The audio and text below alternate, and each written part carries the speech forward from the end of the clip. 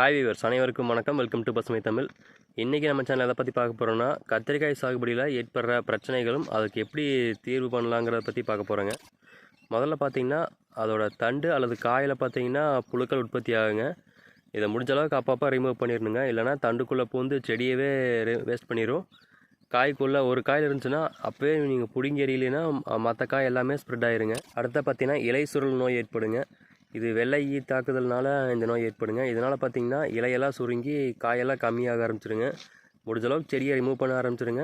அதுக்கு மேலே பார்த்திங்கன்னா வேப்ப எண்ணெயை ஒரு 5 ml 1 லிட்டருக்கு மிக்ஸ் பண்ணி ஸ்ப்ரே பண்ணிங்கன்னா வெள்ளை ஈயை கட்டுப்படுத்தலாங்க. அடுத்தா பார்த்திங்கன்னா வாடல் நோய்னு சொல்லுவாங்க. இது எதனால் ஏற்படுதுன்னு பார்த்திங்கன்னா தண்ணி தேக்கம் ஜாஸ்தியாக இருந்துச்சுனாலும் உங்களுக்கு வாடல் நோய் ஏற்படுங்க. செடியே வாடி இலை எல்லாமே எல்லோ கலரில் மாறிடுங்க. முடிஞ்ச அளவுக்கு தண்ணி தேங்கி நிற்காமல் பார்த்துக்குங்க. மெயினாக பார்த்தீங்கன்னா கத்திரிக்காய் நடவில் விதையை நல்லா பார்த்து செலக்ட் பண்ணுங்கள். அப்போ தான் உங்களுக்கு நல்லா சாகுபடி கிடைக்குங்க. மேலும் இது போன்ற தகவலுக்கு நம்ம சேனலை சப்ஸ்கிரைப் பண்ணி ஃபாலோ பண்ணிக்கோங்க. நன்றி, வணக்கம்.